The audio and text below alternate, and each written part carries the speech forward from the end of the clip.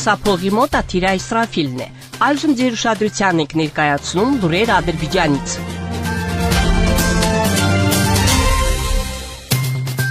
Երեքշաբթի օրը ապրիլի 1-ին պաշտոնական այցով Ադրբեջանի ժամանել Գերմանիայի նախագահ Ֆրանկկ-Վալտեր Շտայնմայերը։ Օդանավակայանում Շտայնմայերին դիմավորել են առաջին փոխվարչապետ Յակուբ Էյուբովը, փոխարտգործնախարար Ֆարիզ Ռզայևը եւ պաշտոնատար այլ անձինք։ Հիշեցնենք, որ միջ այդ Գերմանիայի նախագահը տարածաշրջանային այցով գտնվում էր Հայաստանում։ Ապրիլին պաշտոնական այցով Ադրբեջան կժամանի Իրանի նախագահ Մասուդ Փեզիշքյանը։ Սա կլինի նախագահի պաշտոնում Փեզիշքյանի առաջին այցը Ադրբեջան։ Սպասվող այցին ընդառաջ Բաքու է ժամանել Իրանի նախագահի քաղաքական հարցերով խորհրդական Մեհդի Սանային, հանդիպել Ադրբեջանի նախագահ Իլհամ Ալիևի հետ։ Հանդիպմանը նախագահ Իլհամ Ալիևը իրանցի պաշտոնյանի հետ քննարկել է երկու երկրների միջև տրանսպորտային, էներգետիկ, տնտեսական համագործակցությանը վերաբերող հարցեր։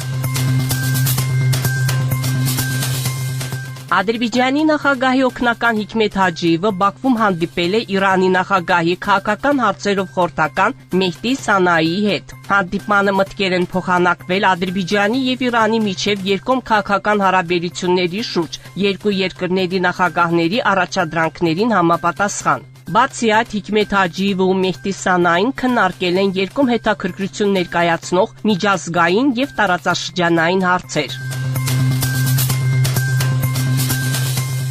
Արևմտյան Ադրբեջանի համայնքում խստորեն դատապարտել են Հայաստանի պայքարը հողի եւ նույնականության համար Կովկասում վերնագրով նյութը, որը հեռարձակվել է մարտի 30-ին գերմանական Deutsche Welle հեռուստաընկերության կողմից։ Լուրջ մտահոգություն հայտնելով լրագրողական չափանիշների կոպիտ խախտման առնչությամբ, ապատեիկատվության, ռասայական խտրականության եւ ժողովրդների միջև ատելության հրահրման միջոցով։ Համայնքի հայտարարության մեջ նշվում է, որ հաղորդումն ամբողջությամբ անտեսում է ադրբեջանական ժողովրդի տառապանքը եւ խեղաճուրում պատմական փաստերը։ Ժամանակին տեղի ունեցած հակամարտության պատմությունը ամբողջությամբ ներկայացված է արմատական հայ ազգայնականների նարատիվին համապատասխան։ Հաղորդման մեջ անտեսվում է Հայաստանում ադրբեջանցիների ամբողջական էթնիկ զտումների, այս երկրի կողմից ադրբեջանական հողերի օկուպացման, ավելի քան 800,000 ադրբեջանցիների հայրենի հողերից վտարման, մոտ 1000 ադրբեջանական քաղաքների եւ գյուղերի ավերման, մեր երկրի տարածքի զգալի մասի աղտոտումը ականներով եւ ավելի քան 5 միլիարդ Միացյալ Նահանգների դոլարի վնաս հասնելը։ Սա օբյեկտիվության եւ փաստերի ստուգման սկզբունքի ակնհայտ խախտում է, ասվում է փաստաթղթում։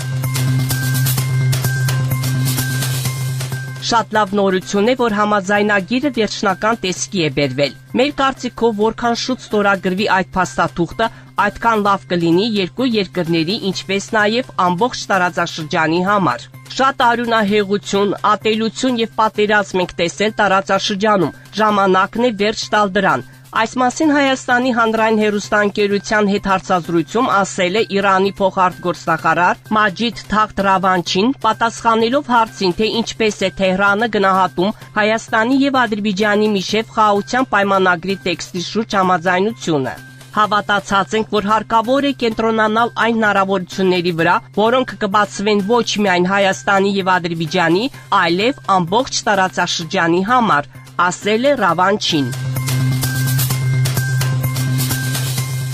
Ռուբեն Վարդանյանի գործով Բաքվում հարցաքննել են տուժողներին։ Իր ցուցմունքում տուժողներից մեկն ասել է, չնայած իր ծառայության գտնվելու վայրը հեռու է եղել հայկական զինված ուժերի հետ շփման գծից, հայկական զինուժի ականանետային կրակոցից տարբեր աստիճանի վնասվածքներ է ստացել։ Մեկ այլ տուժող էլ պատմել է, որ տարբեր աստիճանի վնասվածքներ է ստացել հայկական զինուժի կողմից արձակված ականանետի պայթելու հետևանքով, երբ փորձել է դուրս բերել ադրբեջանական զինուժի զոհված զինծառայողների դիերը։ Հարցաքնվել է 20-ից ավելի տուժող։ Նրանք ասել են, որ Ռուբեն Վարդանյանին ճանաչում են լրատվամիջոցներով եւ սոցիալական ցանցերով, սակայն անձամբ չեն ճանաչում։ Նշենք, որ Ռուբեն Վարդանյանի դեմ դատական գործով հաջորդ նիստը նշանակվել է ապրիլի 8-ին։